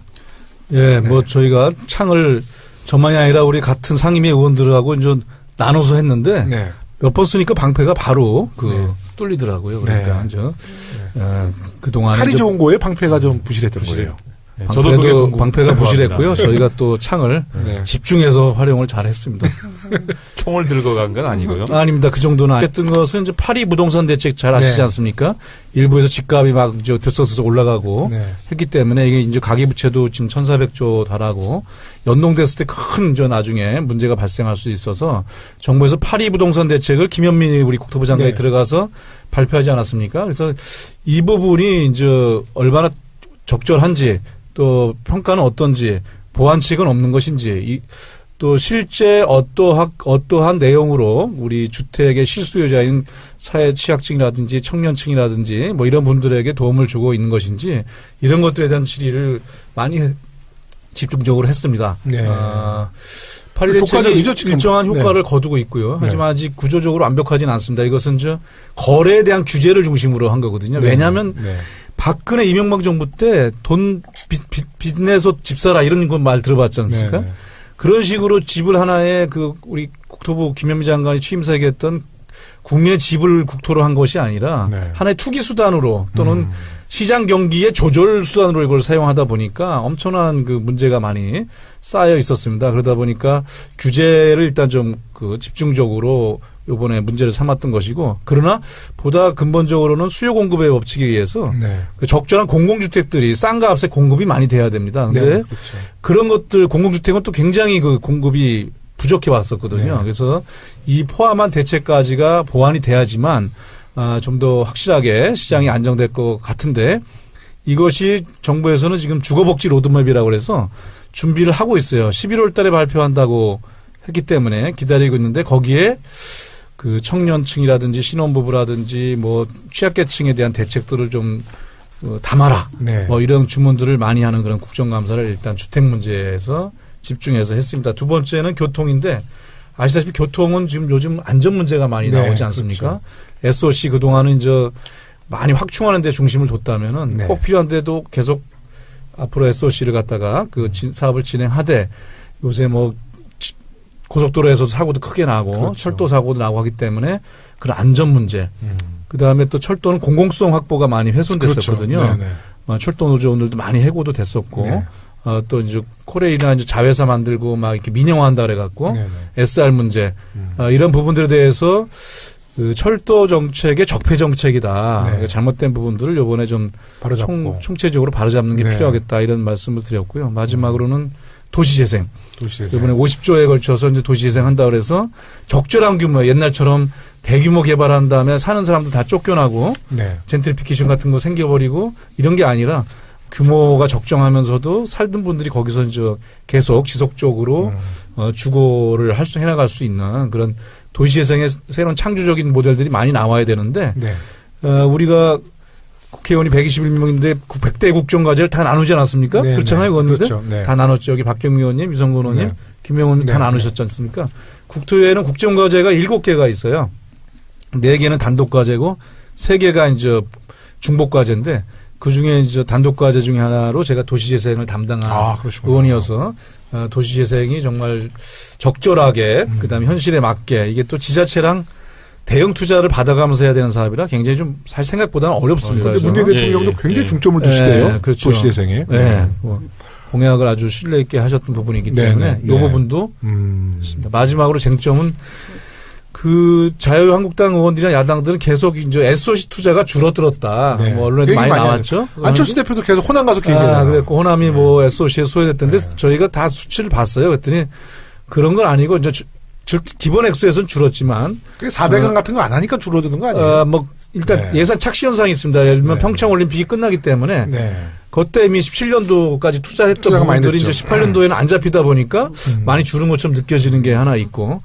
두 번째는 이제 그 무리한 SOC에 그 예산을 투입하다 보니까 영남권 중심, 특히 TK 중심으로 해서 사용을 못하고 불용된 게 1조 5천억이나 가까이가 되는 겁니다. 그래서 그런 부분들을 다시 살려나가면서 만들고 또 기금에서 만들고 또 앞으로도 또 새로운 도로나 이런 걸 만든다 보면은 조정기를 거쳐서 SOC 투자도 확대된다 이런 논리를 가지고 또 이런 근거를 가지고 많은 이제 논쟁을 하면서 정부가 이제는 뭐 SOC를 위한 SOC가 아니라 정말 그 사람 중심의 SOC, 그다음 사회의 지속성을 가져오는 SOC 이런 것들을 예산을 적절히 투자할 수 있게 이렇게 우리 동료 의원들과 함께 국감을 치렀습니다. 근데 국토위 의원님, 죄송합니다. 국토위 의원님 말씀을 좀 들어보니까 그 이명박 전 대통령의 이제 무상급식, 그러니까 이명박 전 대통령이 이제 무상급식을 먹게 된대요.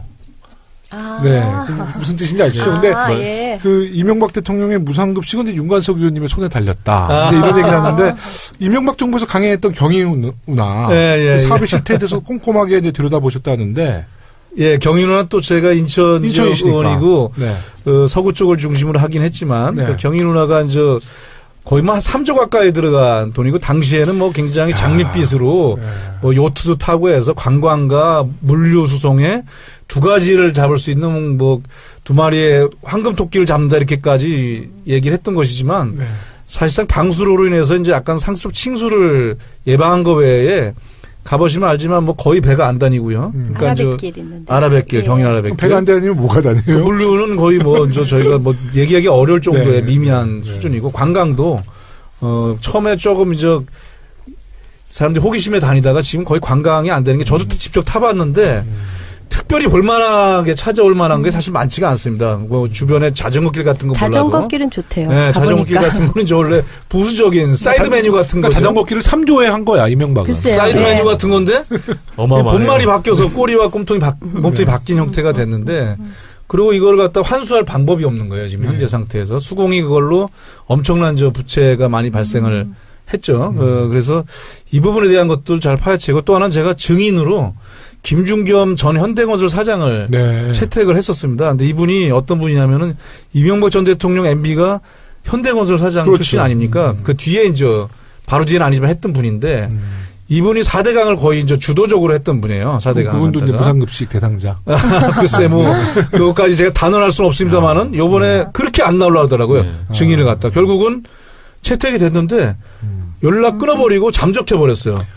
그래서 국회법으로 그래서 국회법으로 네. 제가 당연히 고발을 해달라고 요청을 해서 간사간 협의를 거쳐야 되는데 이분이 4대강 주도하고 그 뒤에 MB정부에 어디로 갔냐면은 한전사장으로 갔습니다. 한전사장. 그러니까 영전을 계속 거듭했던 거예요.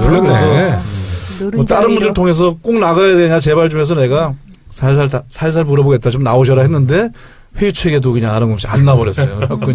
MB 쪽이 굉장히 머리가 그렇습니까? 영악하지. 네, 그래서 그 부분 다루면 아마도 조금 더 4대강의 근본적인 문제가 MB까지 연결된 게 나오지 않을까. 박근혜 정부랑 MB 정부는 이제 두뇌의 문제 같아요.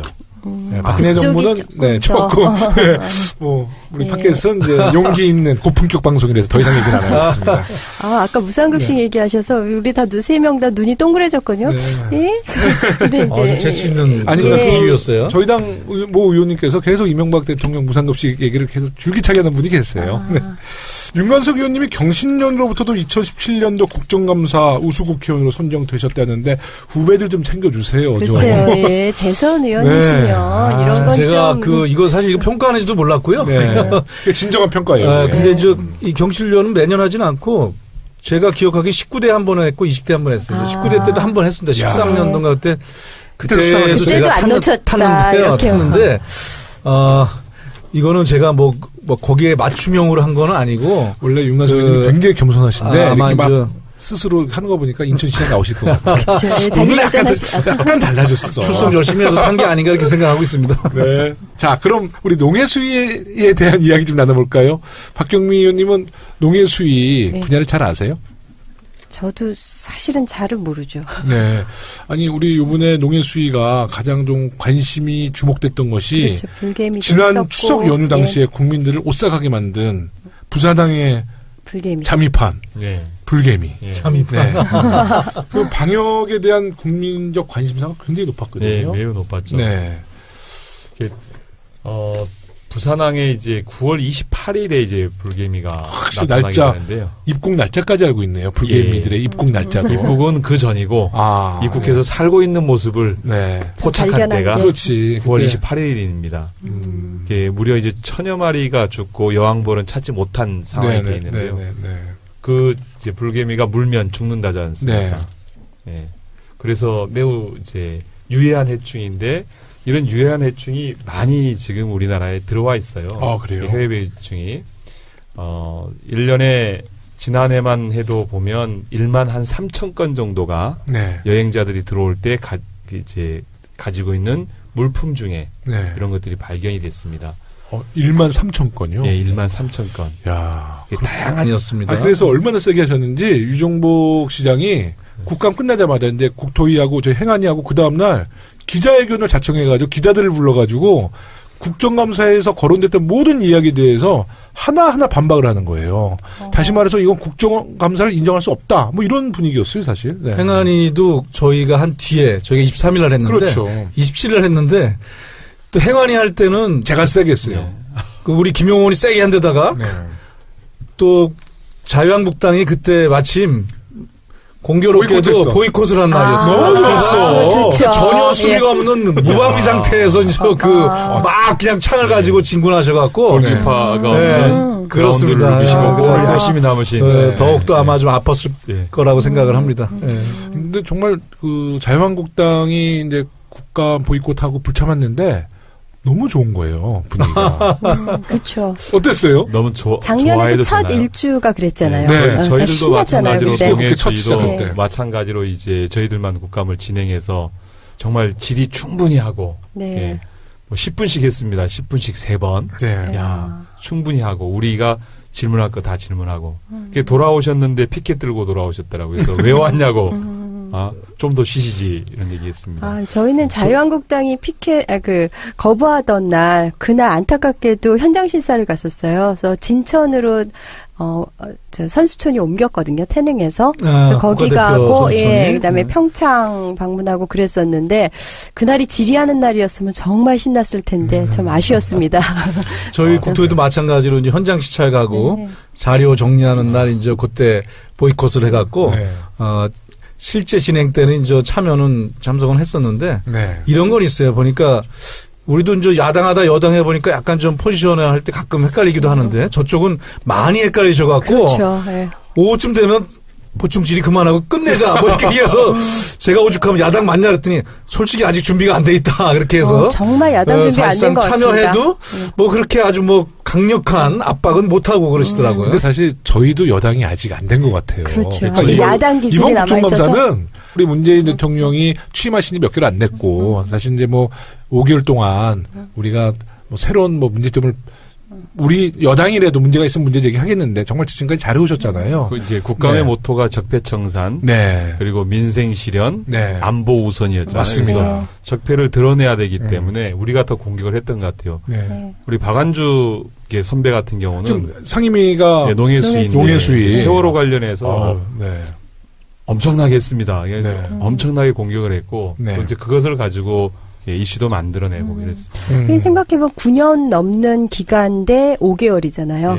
그러니까 뭐 우리가 실제적인 야당일 수밖에 좀 없는 국감이었는데 이번에는 그 더불어민주당이 완승했다고 보고요. 그렇죠. 그리고 자유한국당은 이번에 존재감조차도 없었죠. 보이콧까지 했으니까.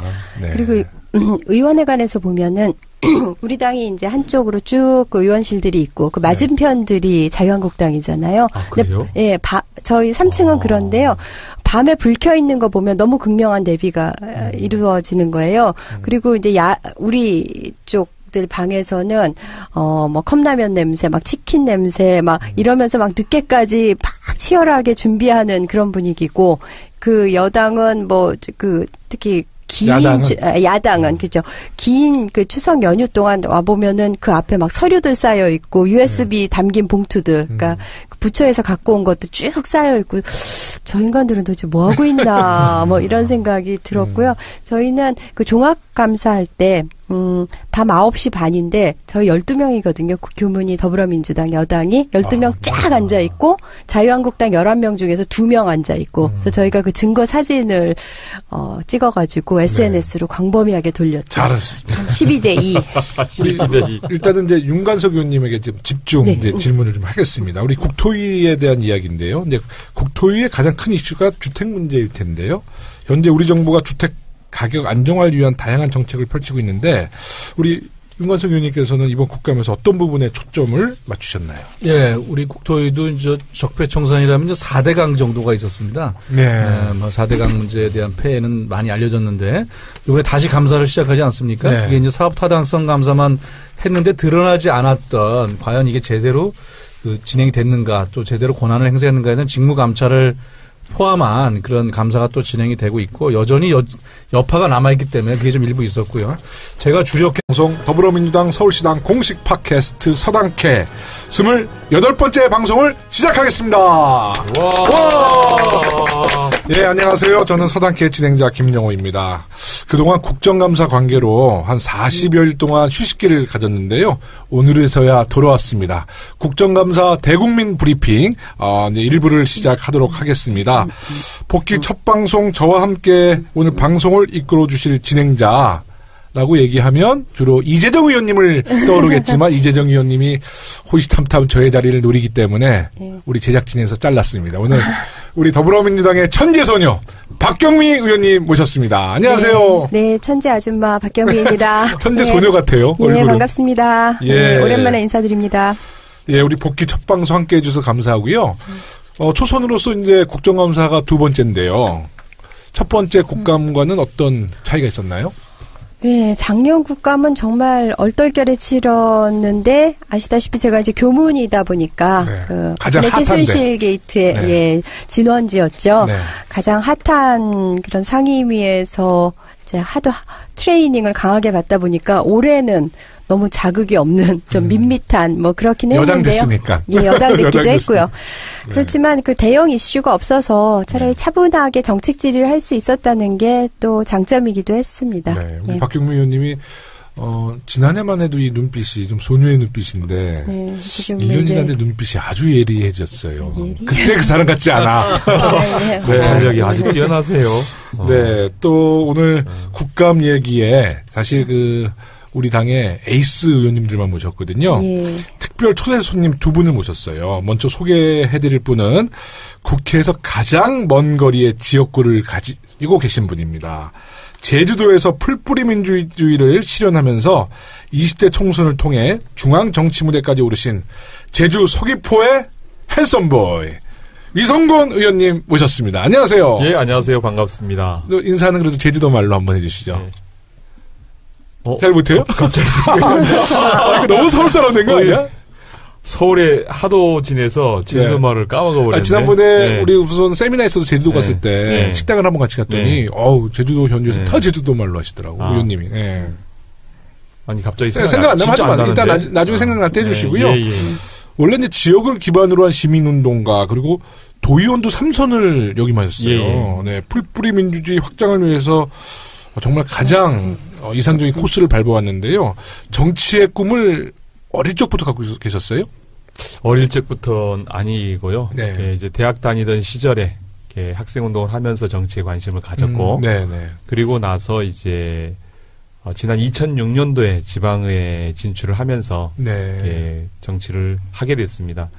세상을 바꾸고 싶은데 그것만큼 잘 안 되네요. 제주도는 많이 바뀐 것 같아요. 제주도는. 제가 많이 바꿨죠. 네, 그러니까요. 삼선 도의원, 현역 국회의원 하면 정말 많은 부분을 아마 개혁하셨을 거고 또 바꾸셨을 거라고 생각합니다. 아마 뭐 국정감사 등등 거의 모든 상을 다 휩쓰셨죠. 네.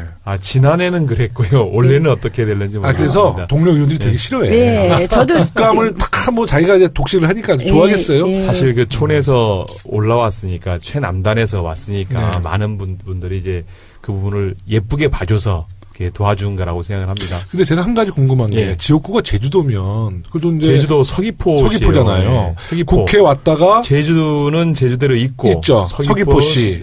지역구는 서귀포시. 이걸 굉장히 강조하시는데 근데 국회 와서 지역구 근데 주로 일주일에 지역구는 주로 얼마나 한 번씩 내려가세요? 금기월내라고 합니다. 누구처럼 뭐 금기월내. 금기월내 하시는데 저희들도 이제 금요일 날 저녁에 내려가서 비행기 타세요? 예, 비행기 타죠. 그럼 마일리지가 보통이 아니겠는데? 보통이 아니죠. 네. 그 마일리지 싸가지고 하와이 갔다 오시고 막 그러는 거 아니에요? 앞으로 고민해봐야죠. 예. 그 얘기는 좀 나중에 하고요. 이제 진짜 또 우리 두 번째 특별 손님, 아마 지금 다 초선 의원님이시지만 이제 우리 이 특별 게스트 이분께서는 재선 의원님이신데 약간 이 스타일은 약간 중진 의원님 같으세요. 네. 당 대표의 포스. 이거 당 수석 대변인도 하셨고, 인천시장으로 좀 인천 기반을 그냥 딱 확보하고 계시고요. 현재 우리 당의 민생 상황 실장을 맡아 민생 지킴이로 활약하고 계신 인천 남동 의뢰 윤관석 의원님 나오셨습니다. 예, 안녕하세요, 여러분. 인천의 윤관석 의원입니다. 반갑습니다. 목소리가 당대표야. 네. 네, 우리